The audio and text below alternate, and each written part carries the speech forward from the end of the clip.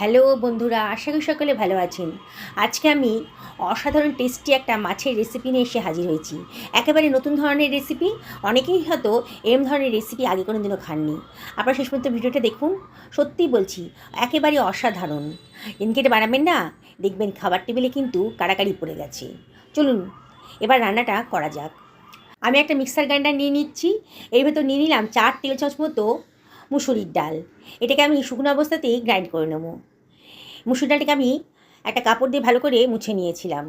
দেখুন সুন্দরভাবে এটা পাউডারের মতন গ্রাইন্ড হয়ে গেছে। এটাকে আমি সরিয়ে রাখছি। এইবারে ওই মিক্সার গ্রাইন্ডারের ভেতরে আমি দিয়ে দিচ্ছি খানিকটা আদা কুচি। এই 1.5 ইঞ্চি পরিমাণ হবে। 4টে কাঁচা লঙ্কা দিয়ে দিলাম। আর দিয়ে দিচ্ছি কতগুলো রসুনের কোয়া। আগে থেকে ছাড়িয়ে নিয়েছিলাম রসুনের কোয়াগুলো। আর দিয়ে দিচ্ছি খানিকটা কারি পাতা। কোনো জল দেবো না, এই অবস্থাতেই এটা গ্রাইন্ড করে নেব।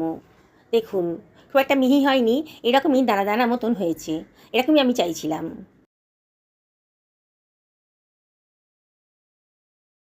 চারখানা কাতলা মাছের পিস নিয়ে নিয়েছি।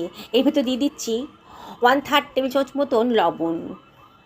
আর দিয়ে দিচ্ছি হাফ টেবিল চামচ মতো হলুদের গুঁড়ো, হাফ টেবিল চামচ মতো জিরের গুঁড়োও দিয়ে দিলাম।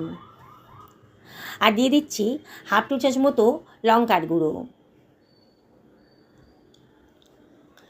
এবারে এর ভেতরে আমি দিয়ে দেব একটা লেবুর অর্ধেক অংশের রস। ভালো করে চিপে রসটা দিয়ে দিলাম। ভালো করে মাখিয়ে নেব।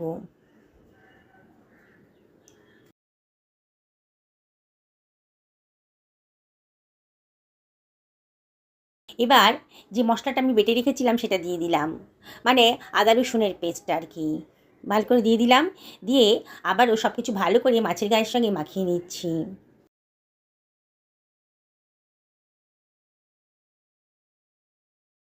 মিনিট খানেক বাদে আমি এর ভেতর দিয়ে দিচ্ছি 1 টেবিল চামচ মতো মুসুর ডালের পাউডারটা, গ্রাইন্ড করে রেখেছিলাম যেটা, সেটা দিয়ে দিলাম। 1 টেবিল চামচ মতো দিয়ে দিয়েছি। দিয়ে মাছের গায়ে খুব ভালো করে মাখিয়ে নিচ্ছি। মাছের গাটা তো একটু ভেজা ভেজা আছে, মুসুর ডালটা তাই ভালো মতন মিশে যাবে মাছের সাথে।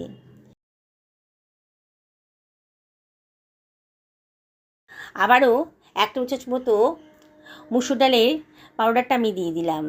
আবারও মাছের সাথে ভালো করে এটা মাখিয়ে নিচ্ছি।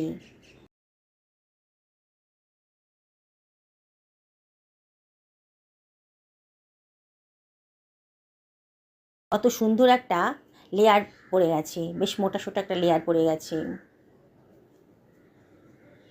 চেপে চেপে ধরলেই হবে সুন্দর করে বসে যাচ্ছে। দেখুন আমি কীভাবে বানালাম। এবার আমি এটাকে মিনিট 2 রেস্টে রাখবো।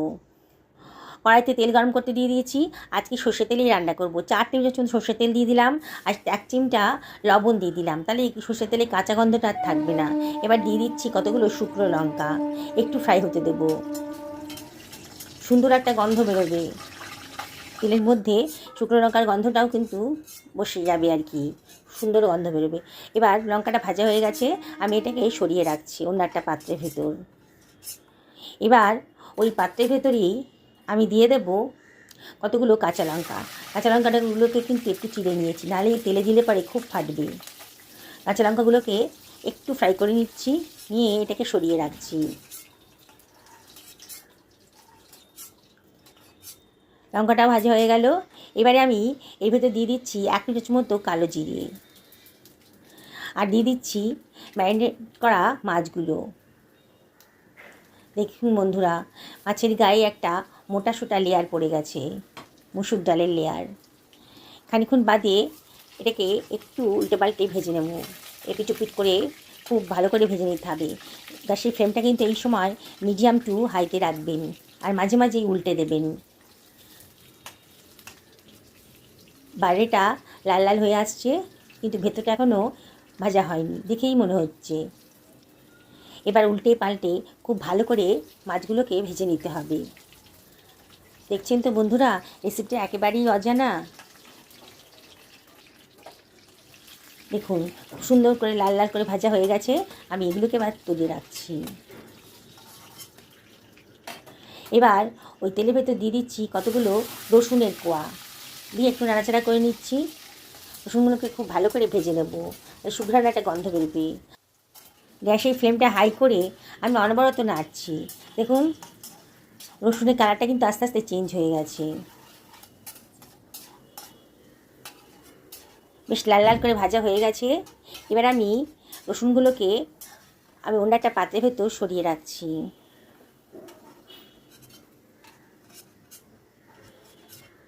বন্ধুরা, রসুনের পরিমাণটা একটু বাড়ানো থাকলে রান্নার রেসিপির টেস্টটা কিন্তু অনেক গুণ বেড়ে যাবে।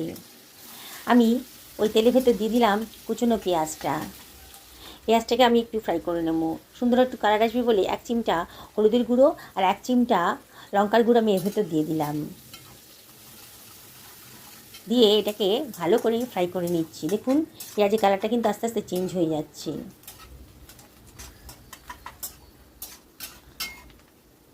রান্নাটা হয়ে গেছে, মানে পেঁয়াজটা ভাজা হয়ে গেছে, গোল্ডেন কালার চলে এসেছে। এবার এটাকে আমি সরিয়ে রাখছি।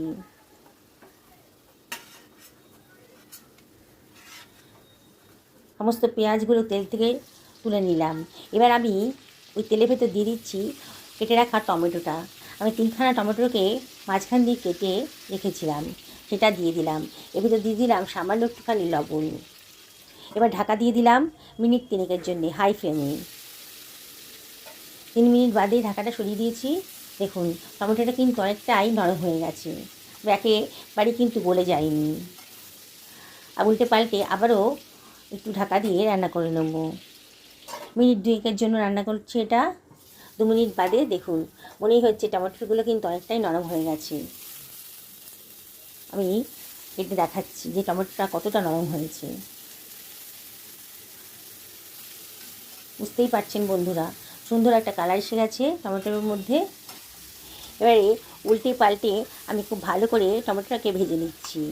আমি খুন্তি দিয়ে টমেটোগুলোকে ফাটিয়ে দিচ্ছি। সমস্ত টমেটোগুলোকেই কিন্তু আমি খুন্তি দিয়েই কেটে নিচ্ছি। একেবারে নরম হয়ে গেছে দেখুন। সুন্দরভাবে টমেটোটা কিন্তু মেখে নিতে হবে। এবার খুন্তি দিয়ে চেপে চেপে ধরে টমেটোগুলোকে ভালো করে ঘেঁটে নিয়েছি এবং অনবরত খুন্তি নাড়াচ্ছি। গ্যাসের ফ্লেমটা হাইতেই রেখেছি। দেখুন আস্তে আস্তে টমেটো কালারটা কিন্তু চেঞ্জ হয়ে গেছে। এবার এর ভেতর মিশিয়ে দিচ্ছি ভেজে রাখা পেঁয়াজটা, এর ভেতর দিয়ে দিলাম। বন্ধুরা, অসাধারণ টেস্টি একটা রেসিপি কিন্তু আজকে তৈরি হতে চলেছে। রসুনের কোয়াগুলো মানে ভেজে রাখা রসুনটাও আমি দিয়ে দিলাম। দিয়ে সব কিছু ভালো করে মিশিয়ে নিচ্ছি। গ্যাসের ফ্লেমটা হাইতেই রেখেছি। বুঝতেই পারছেন আমার রান্নাটা কিন্তু প্রায় শেষের মুখে। এবারে কাঁচা লঙ্কাটা দিয়ে দিলাম আর একটু লবণ নিয়েছি একটা পাত্রের ভেতর, আর ভেজে রাখা শুকনো লঙ্কাটাকে লবণের সাথে ভালো করে স্ম্যাশ করে নিচ্ছি। এবার ওইটা দিয়ে দিলাম, ভাজা শুকনো লঙ্কাটা দিয়ে দিলাম, দিয়ে সব কিছু আবার ভালো করে মিশিয়ে নিচ্ছি। সুন্দর একটা কালার এসছে, দেখছেন তো বন্ধুরা?